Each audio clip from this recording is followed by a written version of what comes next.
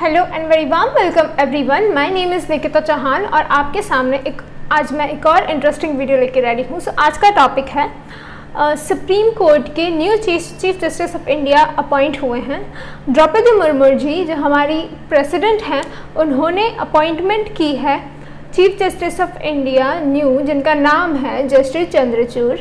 ये इंडिया के 50th chief justice of India हैं। इनकी ओथ 9 नवंबर को ली जाएगी। इनसे पहले जो चीफ जस्टिस ऑफ इंडिया थे वो थे जस्टिस ललित जी, जिन्होंने 45 डेज़ के लिए जिनका टेन्योर 45 डेज़ का था और इनका टेन्योर है 2 इयर्स का। अब बात कर लेते हैं जस्टिस चंद्रचूड़ के बारे में। जस्टिस चंद्रचूड़ जी इन्होंने अपना 2013 से इन्होंने इलाहाबाद हाई कोर्ट में as a chief justice of High Court work किया और उससे पहले 2000 से 2013 तक इन्होंने बॉम्बे हाई कोर्ट में as a chief justice of India serve किया। इनके कुछ इम्पॉर्टेंट जो जजमेंट्स हैं उनके बारे में देखते हैं।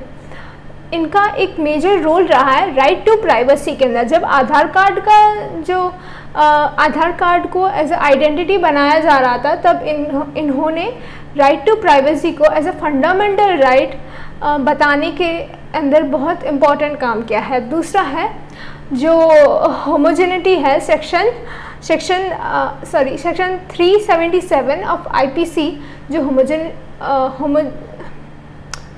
होमोसेक्सुअलिटी के बारे में है, जो कॉलोनियलिज्म मतलब कॉलोनियल पीरियड तक ऐसा था कि होमोसेक्सुअलिटी एक क्रिमिनल है, तो इसे डिस्क्रिमिनलाइज करने के लिए एक इम्पॉर्टेंट रोल प्ले किया है जस्टिस चंद्रचूड़ जी ने। एंड तीसरा इनकी एक इम्पॉर्टेंट जजमेंट रही सबरीमाला केस के अंदर। इन्होंने सबरीमाला केस के अंदर वुमेन्स को मेंस्ट्रुएशन स्टार्ट होने के बाद टेम्पल्स में एंट्री करवाने के लिए काफ़ी स्ट्रगल किए और काफ़ी इसके फेवर में अपने जजमेंट्स दिए। ये था जस्टिस चंद्रचूड़ जी के बारे में। अब देखते हैं चीफ जस्टिस इंडिया की अपॉइंटमेंट कैसे होती है। तो जो ये आउटगोइंग चीफ जस्टिस हैं वो देखते हैं कि कौन सा जज इस कैपेबल है कि वो सुप्रीम कोर्ट का जज बन जाए, और उसकी जो क्राइटेरिया है वो होती है सीनियरिटी। अब ये सीनियरिटी क्या होती है ये हम बाद में डिस्कस करेंगे।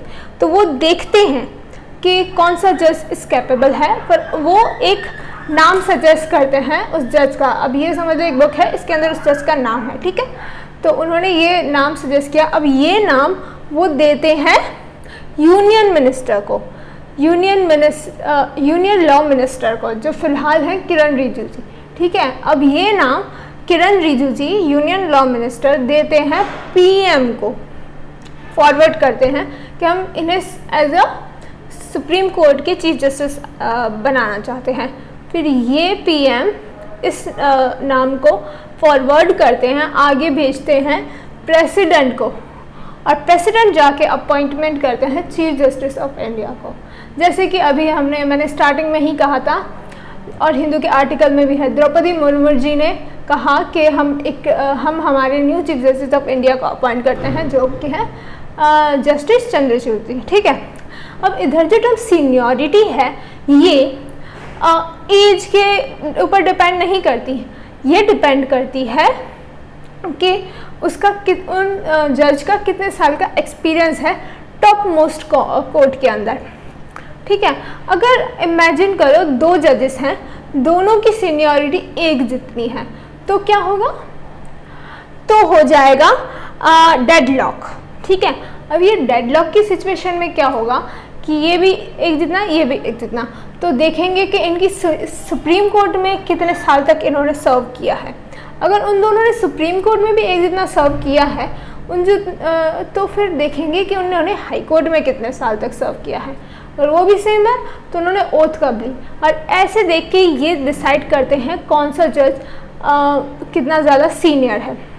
ऐसा पहले भी हुआ है कि एज के हिसाब से एक जज बड़ा है और दूसरा उससे छोटा है कुछ महीने, बट इसे ना चूज़ करके इसे चूज़ किया क्योंकि इसकी सीनियरिटी ज़्यादा है, इसलिए इन्होंने हाई कोर्ट और सुप्रीम कोर्ट में इनसे ज़्यादा एक्सपीरियंस है इनका, ठीक है। ये था सीनियरिटी के बारे में।